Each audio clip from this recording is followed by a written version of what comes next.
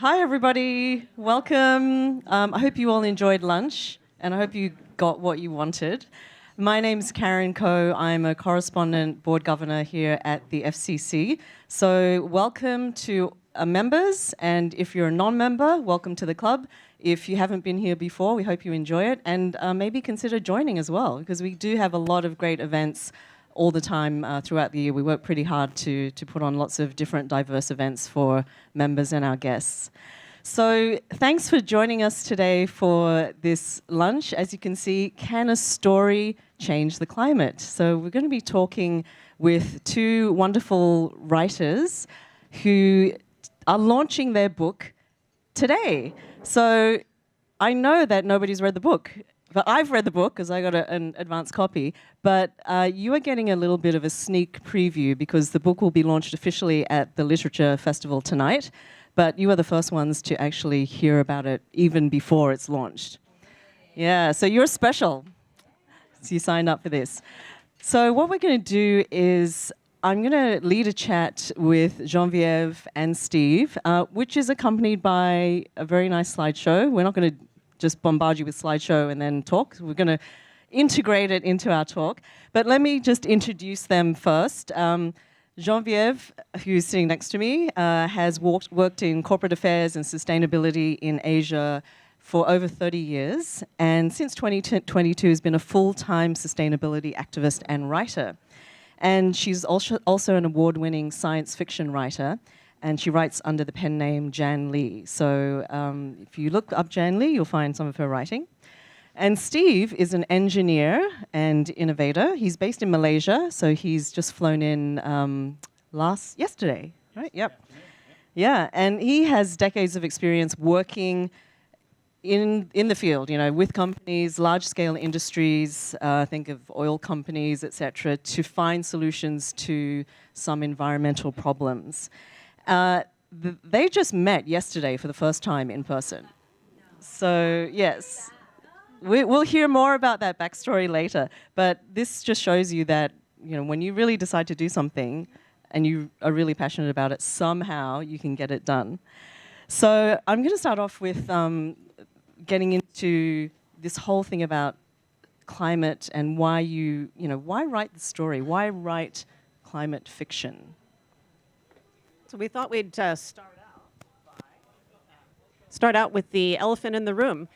Is climate change happening? So here's a couple of statistics to look at.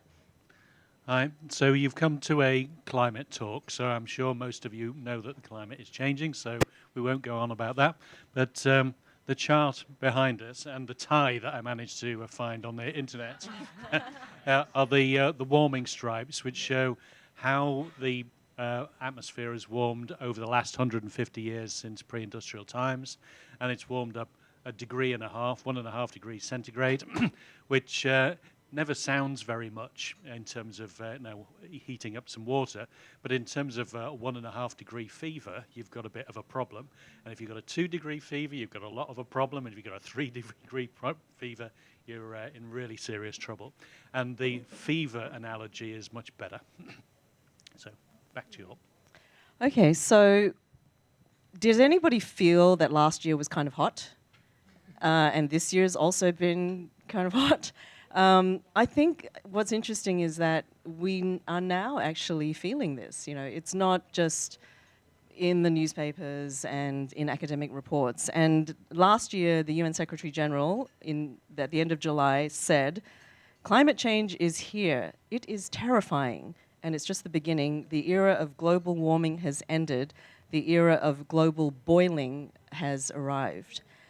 So, I know, it sounds great, isn't it? Like, we're all going to be so Where's the wine bottle? Yes. So, there are stories, and there's plenty of research and academic papers, etc., about climate. Are they appealing? Are people reading them? Are people acting on them? So what we found actually is that there's actually a new genre of fiction, by the way. If anybody didn't know, there's sci-fi. There's now cli-fi for climate fiction. It's a whole thing now, and it's been going on for a little while. Some of these titles you see on the screen are a bit older, But one thing they have in common is that they are depressing. I think I literally, even some of the more optimistic ones, like Ministry of the Future, which it ends up not with the entire human race dying, but that first chapter, it's nightmarish in the sense that it literally gave me nightmares. After I read that first chapter, I think I did not sleep for the next 3 days. And the problem with that is when you start thinking about it's over, then, well, what next? Why should we bother? Why even try? The whole world's gone to hell in a handbasket. That's it. So why did that happen? Why did climate fiction start by being basically so terrifying and negative? There's a whole scared straight phenomenon. Like, oh, if I give you all the evidence and show you how horrible it could be, that's why, and that therefore you will do something about it. And do you think it's effective? Well, we prefer optimism, as a matter of fact. And maybe Steve, you can talk a little bit about this quote that we love so much. Yeah, this is a quote that I often use when speaking to people about this. And the first half is very well known. So F. Scott Fitzgerald wrote this back in the 30s when he was having a nervous breakdown. So it was a new invention, a nervous breakdown. So he wrote this lovely essay describing about it all. And the first piece is well known, and it's the test of a first-rate intelligence is the ability to hold two opposing ideas in the mind at the same time and still retain the ability to function. So a lot of people have heard that. It's a bit long to be on a T-shirt, but it's a well-known phrase. But I went back into the original essay and read the whole essay, which is pretty dark stuff. But his second paragraph here, where he continues, and he says, one should, for example, be able to see that things are hopeless and yet be determined to make them otherwise, is very much the situation that we've been in working on the climate crisis. So I'm a chemical engineer, and we've been seeking the big solutions and trying to find the funding and trying to align it all to get people to actually deploy these big projects. And when you're struggling, it feels absolutely hopeless. But when you actually have your hand on something and you think, this would actually work, we just need to keep pushing, you're determined to make it otherwise. So it's depressing and inspiring at the same time. It's quite a curious dilemma. So, let's be determined to make it otherwise. If we're not determined to make it otherwise, it will be bad. Right. And so why didn't you guys just get together and write a report? I mean, why did you write a storybook? So, because that was one was Steve's favorite quote. This one's my favorite quote from Ursula Le Guin, she's kind of the queen of science fiction. And she talks about imagination. The exercise of imagination has the power to show that the way things are is not permanent, not universal, and not necessary. And the idea that we can visualize what things look like. Some of us might be just old enough to remember the bumper stickers that said visualize world peace. And the idea is you can't work towards something if you don't know what it looks like.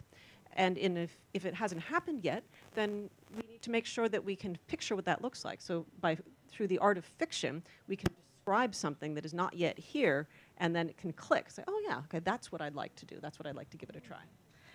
How did you both decide together that this should be a work of fiction? How did you decide, okay, it's going to be fiction? Because it could have been, say, narrative nonfiction or some other form. Nobody reads a boring report.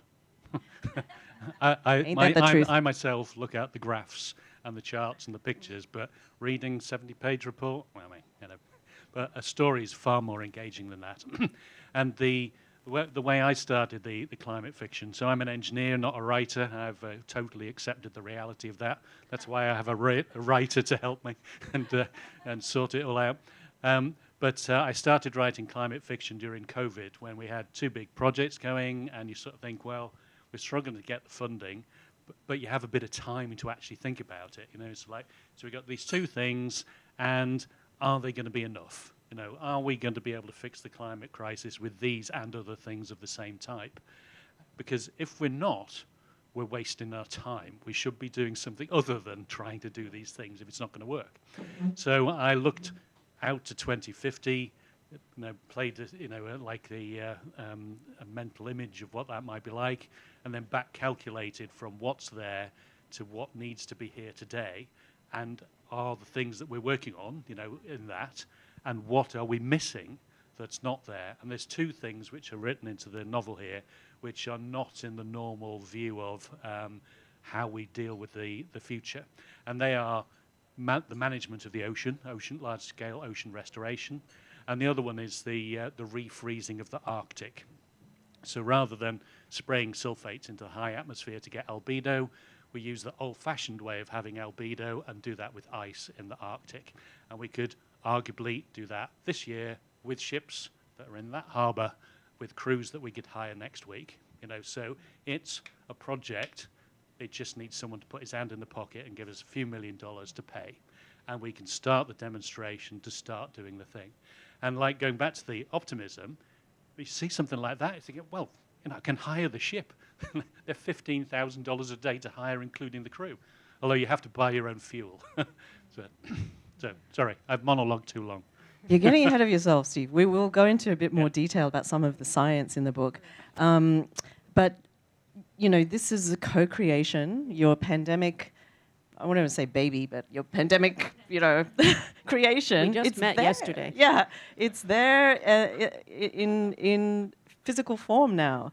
So let's talk a little bit more about that. Well, I did want to come back to one point you raised earlier. Why fiction? And one of the reasons why we chose fiction rather than just writing another report is because fiction really does impact real life.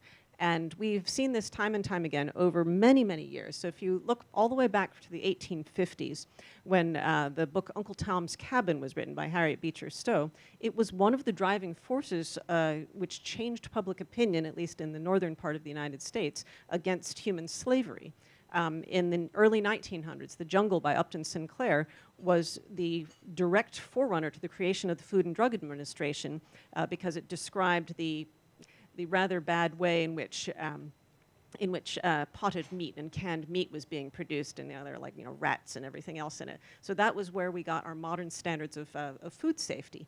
In the 1980s, there was a made-for-TV movie called The Day After, and we have documentary evidence in the form of Ronald Reagan's diary. He watched that movie and decided to change the way he was approaching nuclear disarmament. On a little bit more positive note, in the 1990s, there was a sitcom called Will and Grace, which was the first time where you really saw main characters, two of the main characters were gay men, living kind of normal lives and being, making funny jokes. And this was also made a huge impact on changing the way people thought of same-sex relationships in the United States, especially. And again, we have documentary evidence.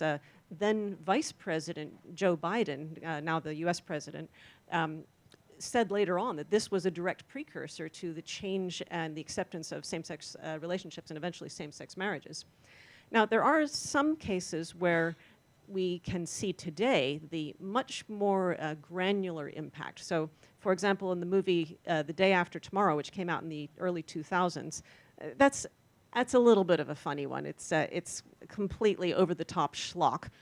But what we saw in, I think it was 2003, 2004, the number of Google searches for climate change shot up directly after that movie came out, about facts about climate change. And our publisher, Habitat Press, out of the University of Southampton, did a study where they showed, they got 50 people to read a book about climate solutions. Again, fiction, these are fictional stories. And then 49 of them directly changed their behavior after reading these stories. Now, I really want to know who that 50th person was, what was wrong with them. But so they've actually done this in a controlled experiment as well. Yeah, that's amazing. And I think the point about imagination is really important as well. Like I was thinking, do you remember Back to the Future when it first came out, and all the technologies that did not then exist, which exist now, like video conferencing and laptops, tablets. And floating skateboards, the right? floating, well, they almost exist. A lot of crashes have happened on those, but they're almost there. But that kind of imagination really lets people run with the idea of possibility. Yeah. Yeah, but if you were asking about the kind of the origin story, if I can go back, I think, then we actually came to the point where we decided to write a book, and I got a LinkedIn message one day from this guy called Steve. So, what were you doing when you sent me that LinkedIn message, Steve? To be honest, I can't remember. So I have looked for the original source message and it's disappeared. LinkedIn has eaten it. But we were, prior to that, I've been writing climate fiction short stories for COP27. So COP27 was the big climate conference in Egypt, and I reached out to Denise in Southampton University, said to her, can we assemble an anthology of positive, encouraging climate stories and share it with the people at COP27? And so I approached her in April of that year, and she said, it's in November. It's in November, and it's absolutely impossible. There's no way we can do that. Let's do it. So we pulled. We had a big pile of stories to draw from already, and we got several generous contributions from well-known other authors, and then circulated that around the COP28 delegates just to give people some hope. But the original sort of like naive idea was that someone would go back and say, with a book in their hand, and say, actually, whatever the conference has said, I can do that project in my country. I want to do that one. The mangroves one, I want to do that one. And just take it back and go and do it. So rather than wait for the negotiations and wait for somebody else to take some action, here's a plan I can do. Why shouldn't I do that? So that was the original intent. So from my side, I had been working in corporate sustainability and corporate affairs for many years, and had kind of forgotten that I used to really like writing stories. And of course, I told bedtime stories to my kids, and you'll find an episode in this book where there's a bedtime story being told. And but about five or 6 years ago, I thought, okay, I should really start writing stories again. Started getting some of them published. I was trying to separate it from my work life, so I published under a pen name called Jan Chu, and then later on I decided to change it to Jan Lee. So you'll see me like scattered all over the internet under all these different aliases. I swear it's not because I'm running from the law. But after that point, it's mostly science fiction, and of course I was publishing on LinkedIn about sustainability and the literary stuff. I founded a literary magazine. And I get this message from this guy called Steve Willis, and says, I see you're interested in sustainability and fiction. Are you interested in this book, No More Fairy Tales? And I asked him, do you want to collaborate on a story together for this contest by Grist, was an environmental magazine in the U.S. Now, for reasons, when we wrote a story together. For reasons totally unclear to me, the story did not win the top prize. I think, we were robbed. And but then he came back to me and said, well, now there's this other contest for a novel. So he said, well, let's work on a couple of chapters together and see. And that one did win a prize, which meant that's how it ended up getting published. That's when we were on the hook to write the rest of the thing. So then ultimately, we have to claim that it's LinkedIn that brought us together. Wow. Who would ever have given LinkedIn so much credit? But Well, I have to give a lot of credit to Google Meet, where we have been collaborating for the past year. I picked up Steve at the airport, so this is less than 24 hours old in terms of an IRL relationship. So, what was that? And we haven't fallen out yet, so we're doing pretty well. What was it like writing a book together via Google Meets and just virtually?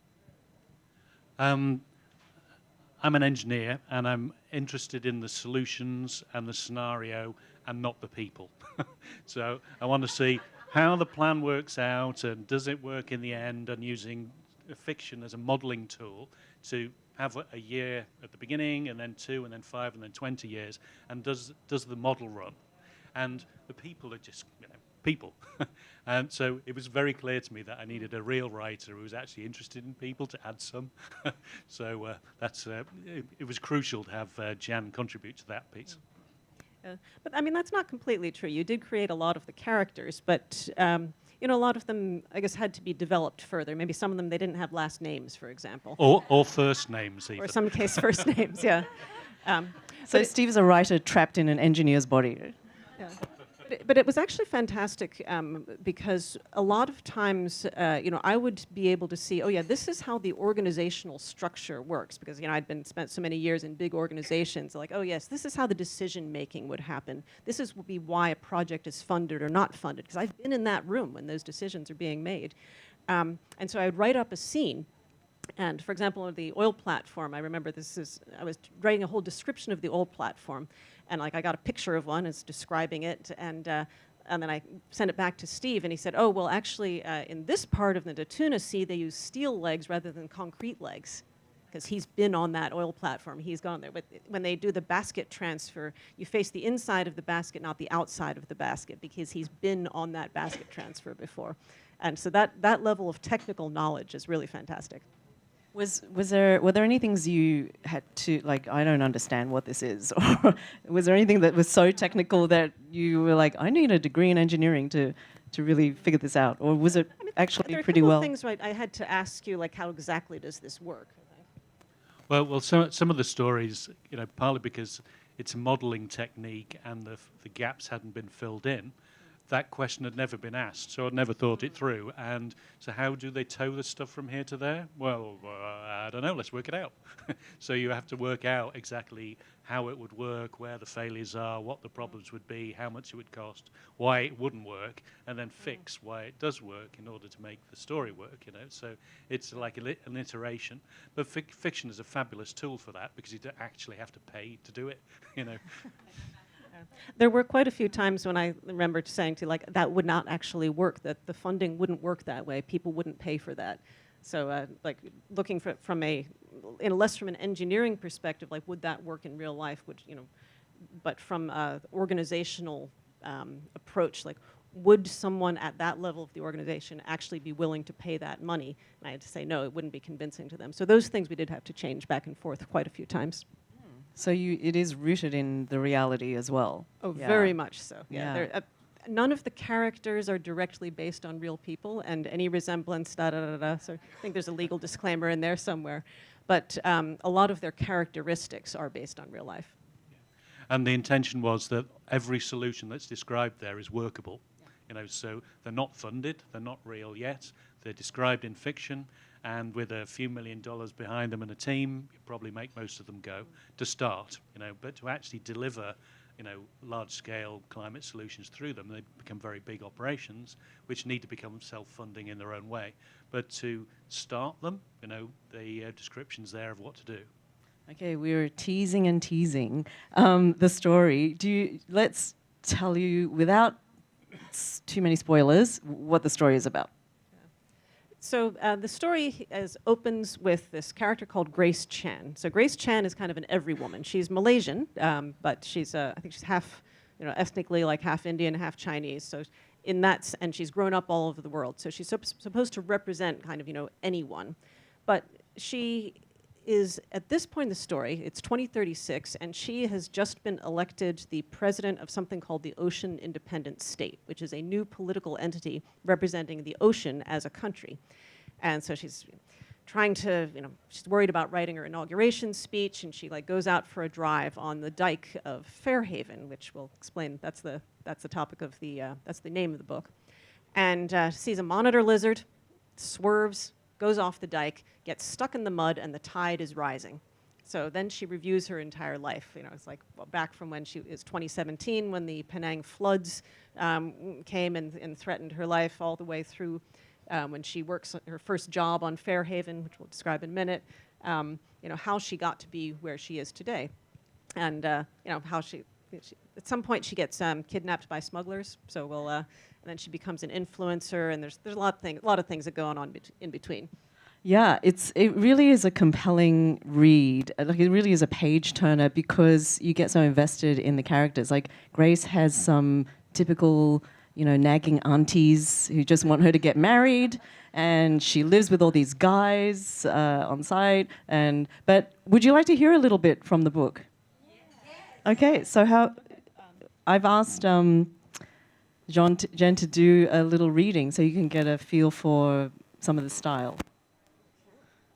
This is really fun to be able to read from the book. Do you need help with the mic while I... We were mentioning these stools are not really for short people. Yeah, they're not so user-friendly for having something on your lap as well as holding the mic, but...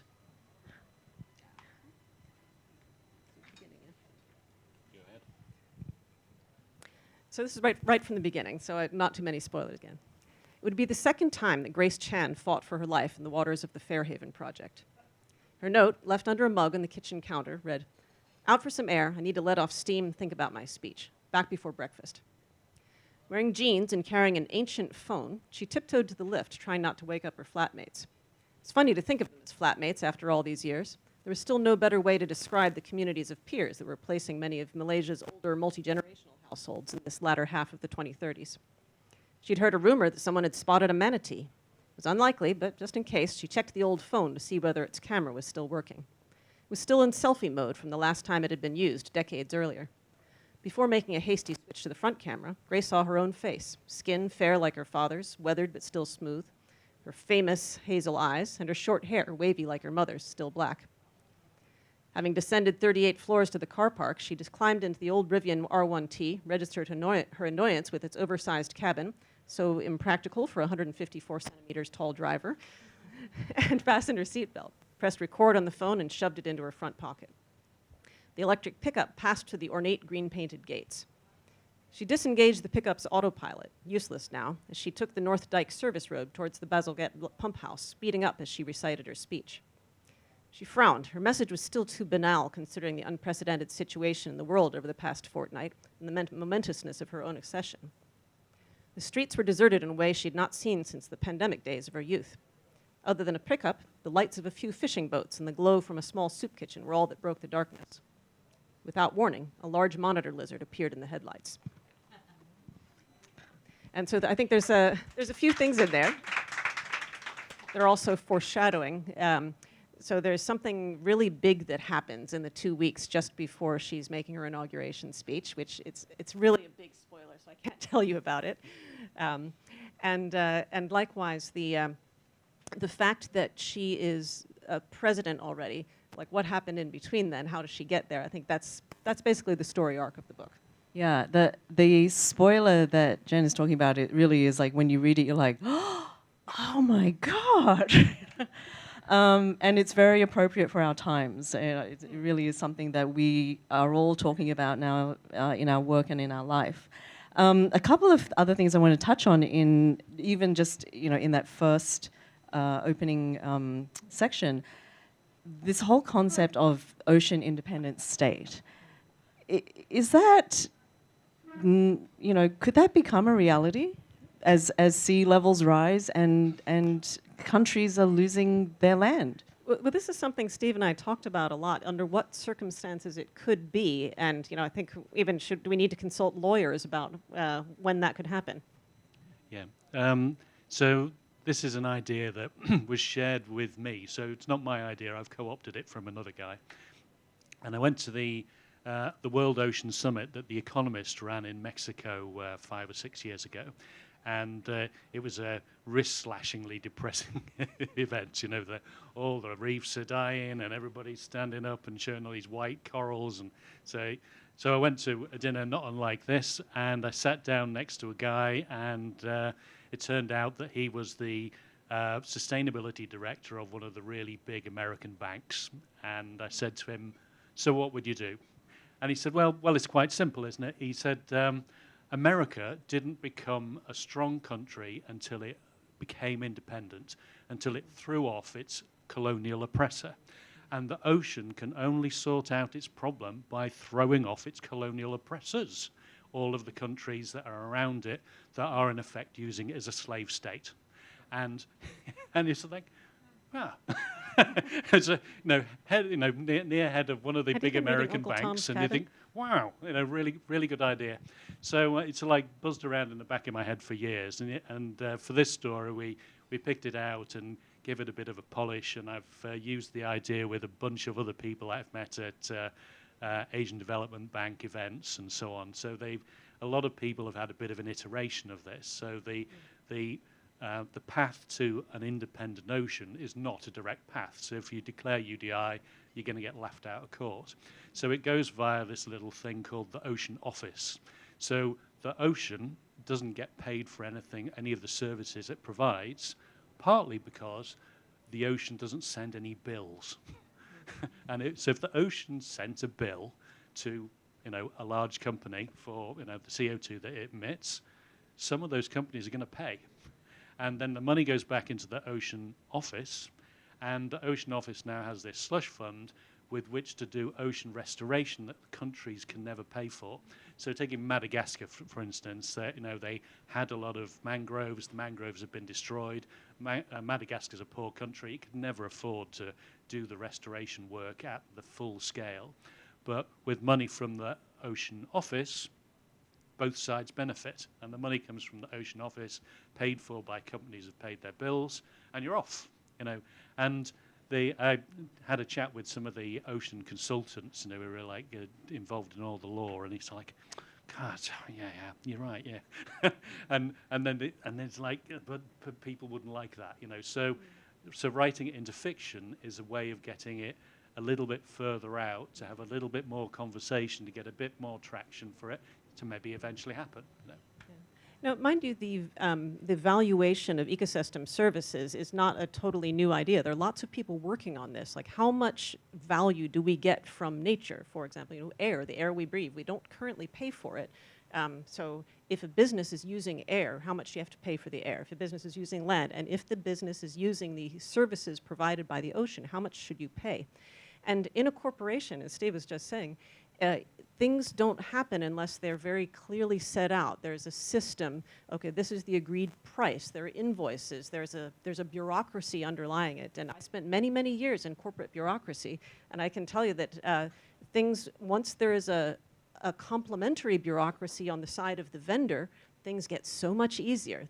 Everyone wants to do good, but yeah, can they send you an invoice? Do they have a legal status? Are they registered somewhere? And are they in our procurement system? Is there a SAP code? Exactly. Yeah. If there's a SAP code, you quadrupled your chance of being paid. Yeah. So once that's together, it becomes much, much easier to actually create the financial system. And then it just starts churning along, and everybody, we've been doing this for years. Yeah, so it is definitely there as a possibility. Oh, I think it's eminently doable. Yeah. So the other thing that I really loved was I love that the main protagonist was an Asian woman, and a lot of the story arc takes place in Asia or reconnects to Asia. Do you think we're missing stories from Asia related to climate? Are there any? Are there many? Well, quite often, you saw some of the book covers I showed at the beginning. Those are very, very often, okay, I'm trying to say this in a very sensitive way. They're written by white guys. And the white guys are like fighting against each other in this blasted hellscape of, post-climate change dystopia. And yes, there are Asians there sometimes, but they are the victims and they're never the actors. And I want to emphasize that it's Steve who came up with the idea to have the protagonists be Asian women. So don't make any assumptions there either. I'm sorry, did I just assume your gender? Yeah, you can. It's obvious.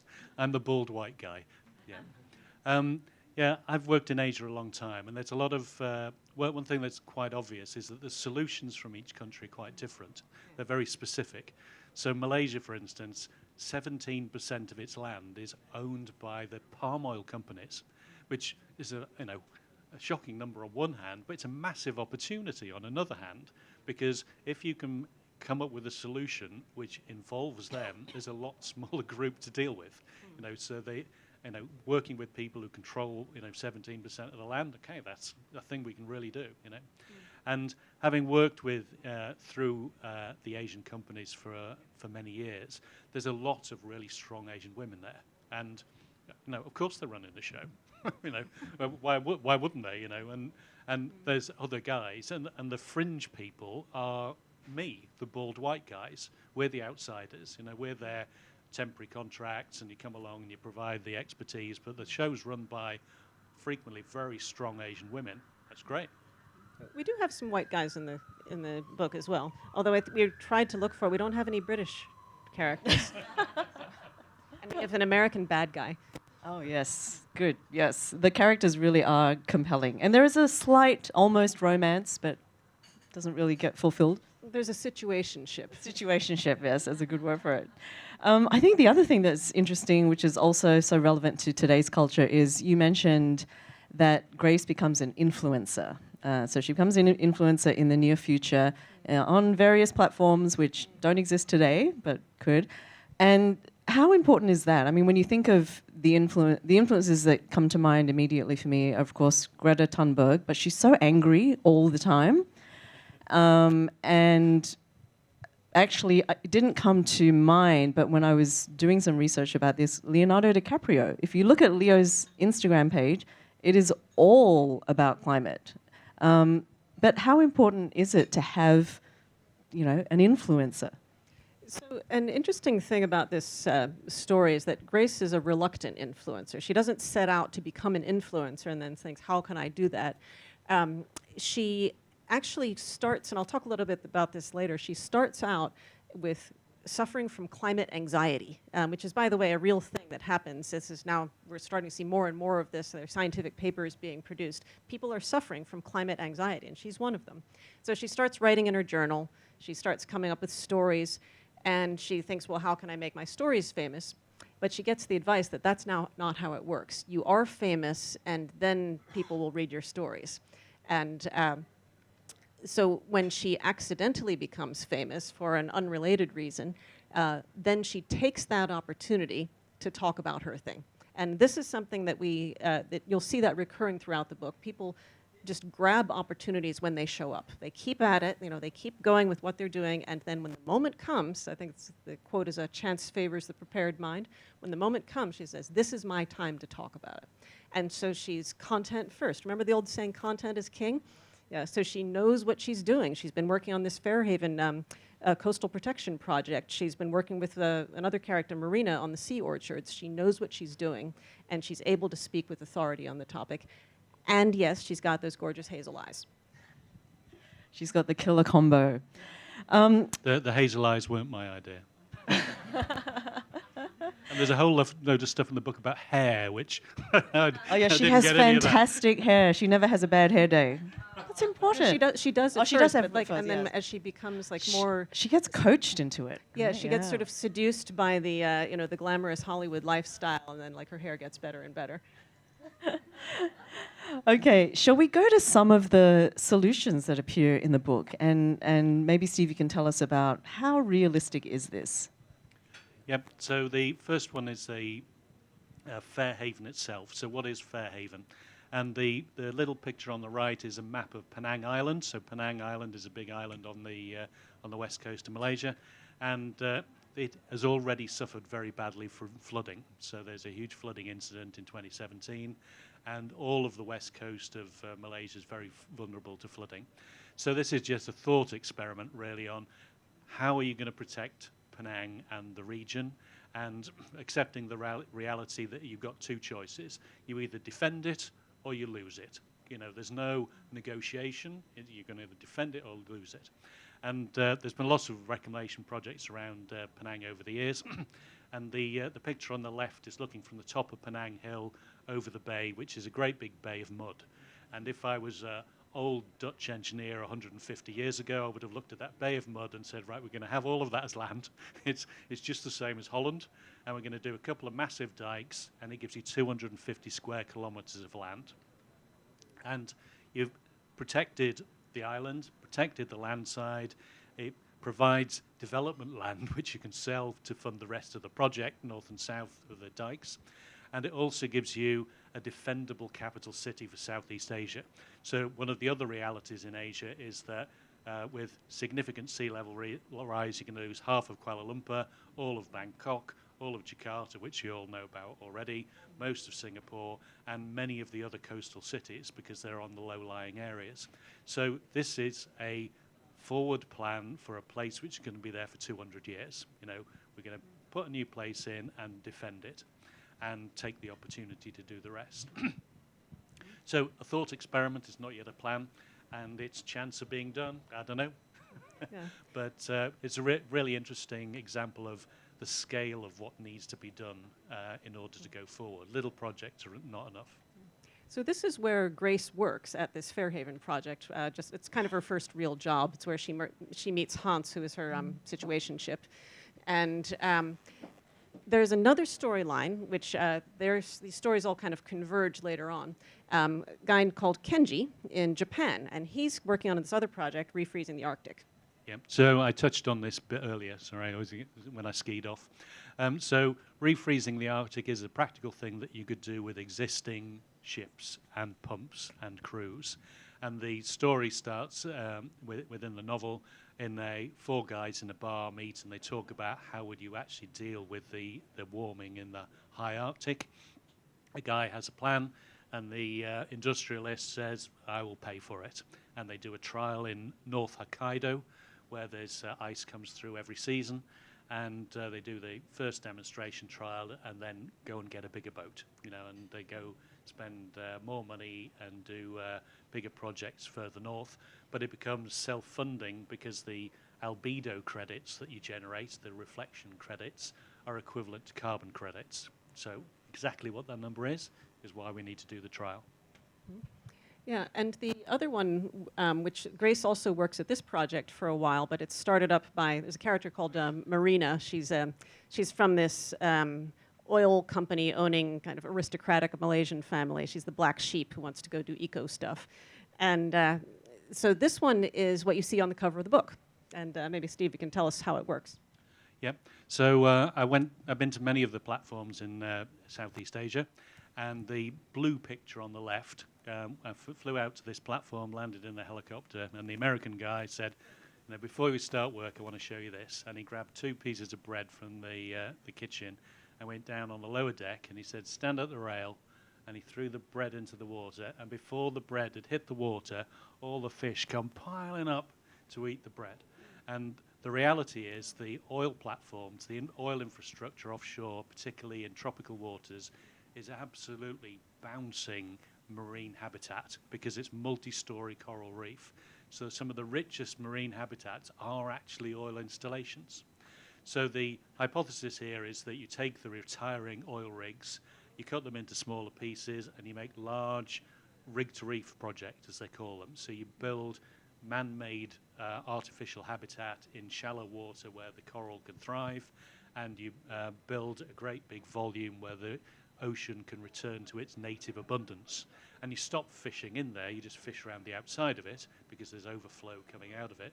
But if you can crank up the abundance again, you can rebuild the abundance of the ocean.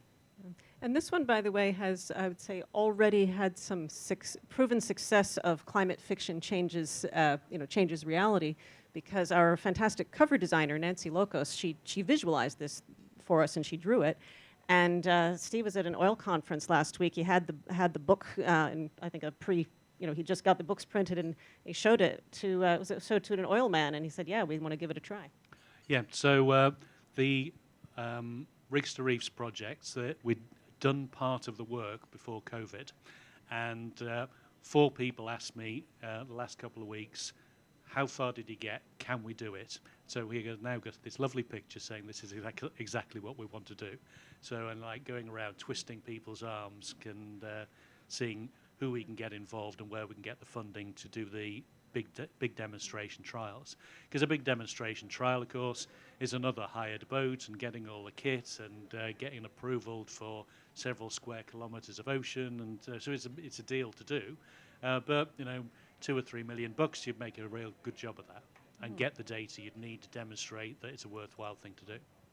We've got just over 5 minutes, so I want to maybe we can just go through the last slide, and then we have time for a couple of audience questions. Yeah.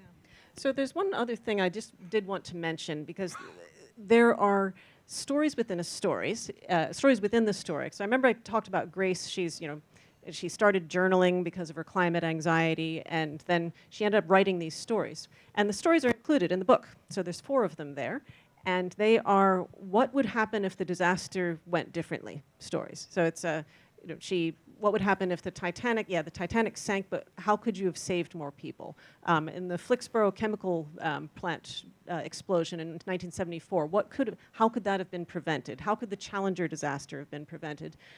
What could we have done to mitigate the impact of the 2008 Sichuan earthquake? And so these are told by people involved directly, or these stories are written by so-called Grace Chan, but they're told directly from the point of view of people who are involved in those stories. So what we are trying to show is that, yeah, ordinary people can mitigate or even prevent disasters like climate change, in case that wasn't too clear.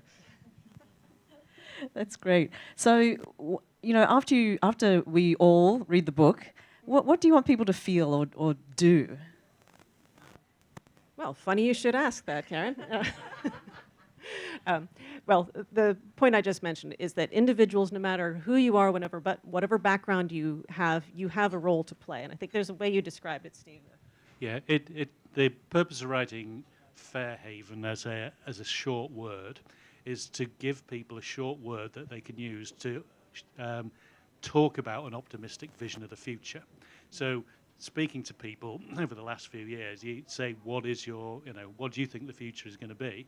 And when they think about it and they come back with Mad Max or The Road or Handmaid's Tale or all these apocalyptic stories, and there isn't a name for a future that doesn't suck.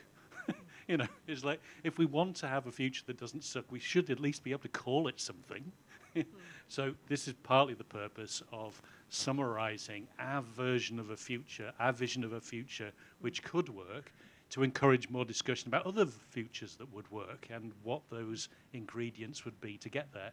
So, it's our path, and there should be 30 paths, and this is our start of 10, if you like. Yeah. And the other thing I wanted to mention is that it is incumbent on all of us to demand action within our own spheres. I've been in those boardrooms where the decisions are being made by large corporations. When someone says, oh, well, should we take this sustainable decision or that less sustainable decision? And the guy in charge says, are our customers asking for it? And that is what makes the difference. So, if you're out there and you go into the clothing shop, you go into the supermarket, whatever you're doing as a customer, as an employee, are our employees asking for it? This really does make a difference. This will create action. So it is not over yet. Great. Thank you so much, Jen and Steve. Now, we've got 3 minutes for some questions. So would anybody like to ask a question? Just put your hand up and we'll get a mic to you. Yes, this gentleman right here. I'm actually going to ask the flip of the question you just asked, because you mentioned the jungle, and Sinclair was writing a book about workers' rights and exploitation, and it became this story about food safety, and everyone ignored how the people were treated. Is there you talk about the message you want people to take from the book. Is there a message you don't want people to take, or that you're concerned that there is a reading of the book that is counter to what you want? I was thinking about mentioning that other interpretation of the jungle. Yeah, possibly, because there are a few places where the rich person comes and saves everything, and the rich people are needed too, because that's who has the money. But we don't want people to think, oh, I have to wait for the rich people, for the 1% to take the action. It is because of all of our action, whether you're an accountant or an event manager, you have a role to play here, and don't wait for the rich people to come. But yeah, they're necessary too. So if you know some rich people, please influence them. Ollie has a question here. Thanks. We're just keeping this corner of the table warm. Thanks so much. I'm a hopeless optimist, so very much resonating with the opportunity and excited to read the book. I guess my question is a bit more about how you also imagine the book being used, right? You both mentioned repeatedly, actually, you have a corporate background, right? And yet you have this fiction persona in you as well, right? And I'm wondering, have you experimented with bridging those two worlds? Have you experimented with bridging, trying to bring some of this fiction into your corporate work too, right? Yeah, I can answer that. We actually have an ongoing project with a Norwegian equipment manufacturer who makes stuff for the oil and gas industry. They've realized that there's not a 50-year future in oil and gas, and we're doing a trends and mega trends future cast for them of what they're going to be making and selling in 5 and 10 years' time. So what do they have which is compatible with what needs to be built in the future? And it's quite an interesting game, So obviously we've got a great big pile of climate solutions that can be, fitted into their potential. But there's also the other question comes out the other way. So if you've got this particular type of this particular, high pressure pump in this case, what are all the things we could think of to do with that? And it plays the game in the opposite direction. And you end up with thinking, oh yeah, wow, we could do that entirely different thing that I've never thought of before because I'm having to use this one piece of Lego. I have to use this. What can it do? And then the other things appear. It's really cool. Good game. That's a little bit the nice thing about I'd say the complementary skill set, because Steve's going to go talk to the engineers and they're going to say, oh, this is what we could do with this pump.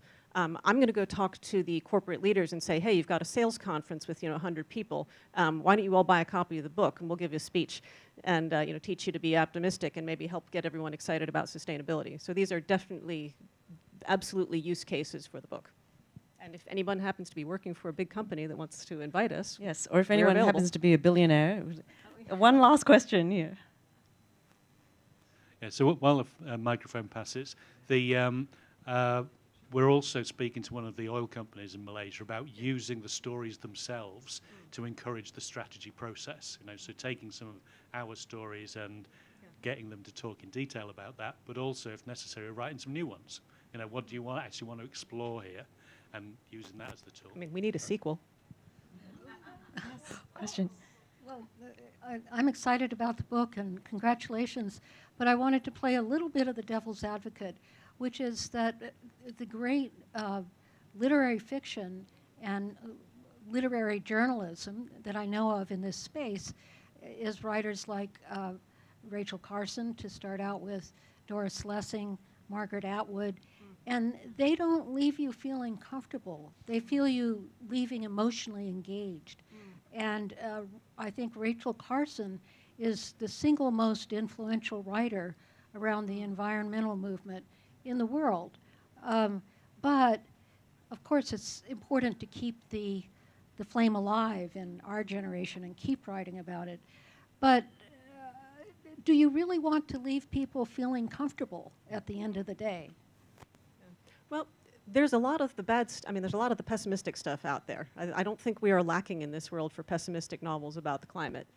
And I'll also point out that most of the people in the book are not happy most of the time. So they end up being, yes, there is a happy ending, more or less. But they've got a hard road to hoe. I mean, one of the main character, Grace, she gets bashed in the head and kidnapped by smugglers. I mean, it's not easy getting to that optimistic future. But the ability to see that it is possible, I think, is necessary. And to describe that possibility, to visualize what it might look like. Because if your only option is the blasted wasteland, then you're never going to get to the optimistic future. You'll just stop trying because, oh, it's too late, it's over. I won't try. Okay, I'm really sorry. We have to leave it there. Thank you all for your questions. Thanks for coming today. And let's have a big round of applause for Jen and Steve. Thank you very much. And before you go, And we got I have a little copies of the book Yeah, in the don't back. forget to buy a copy of the book. The other thing is, if you buy the copy here, it will be discounted from if you bought it at the Lit Fest. So it's an FCC bargain. And I just have a couple of gifts to give to our guests.